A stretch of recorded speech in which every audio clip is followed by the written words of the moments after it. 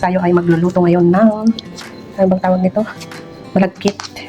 Hindi ko alam ang Tagalog nito eh. Sa Tagalog. Basta sa Ilocano is kaskaron. Glutinous rice siya guys. And then, gagawin natin siya ng, ipa-fry natin siya mamaya. So, ito muna yung ginawa natin siyang, minasa-masa lang natin siya, nilagyan natin siya ng katamtaman na tubig para hindi siya basa. Ayan. This is it. So, bali ganito lang ang ginawa ko. Kumuha ko dito ng piningkan. Do like this. Ayan. Then, gagawa tayo ng ganyan. Medyo basa yung timpla natin pero okay lang. Tayo lang naman ang kakain. Like this. So, ito na yun guys kanina. Ayan. Kunti lang kasi para sa atin lang naman eh. So, meron tayong 2, 4, 6, 8, 10, 12 pieces. So, ayan guys. I-fry na natin siya. So, bali, bago tayo nagganito is nakapainit na tayo ng cooking oil sa ating palayok. Then, i-fry na lang natin siya ng golden brown. Ayan. Ito mantika guys. So, i-fry na natin siya. Sana hindi siya magdikit. Magdikit. First time kong magluto ng ganito guys. At ewan ko kung anong magiging pinalabasan. Oh, ayan.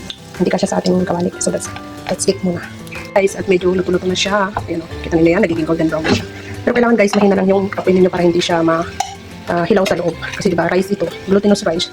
Ayan, medyo okay na siya. Hintayin lang natin siyang mag-golden brown. Supposed to be madaming mantika ito, pero ayoko ng oily. So, ganito lang ginagawa ko. Tamtaman lang yung mantika na nilalagay ko para hindi masyadong oily. Ayan. I-fry lang natin siya ng i-fry. So, ito guys, yung second batch natin kanina. Ayan, fry natin yan. Ayan, maulit yung mantika, kumakalsik. Ayan. So, ayan guys, bali iti-turn over lang natin siya na ganyan pag hindi na siya, pero pag nag-golden brown na siya, a little bit sa ilalim. Ayan, makikita nyo naman siya. So, pwede na natin siya i-turn over na ganyan. Turn it back pala. No, turning back. Ayan, turning back.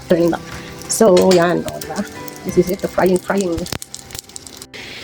So, ayan guys, and luto na ang ating glutinous rice. So, pwede na natin siyang hanguin. Tapos, lagyan natin siya ng panutsak. Ayan guys.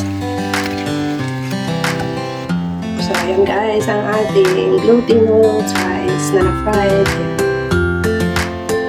Yung panutsak guys, lalagyan natin siya sa kawali. And then, mix lang natin siya sa ating fried glutinous. Ayan. Para maging masarap. So, ayan na yung ating panutsa guys. And then, lagyan natin siya ng konting hot water dahil masyadong malapit. Ayan. Okay. So, mix natin.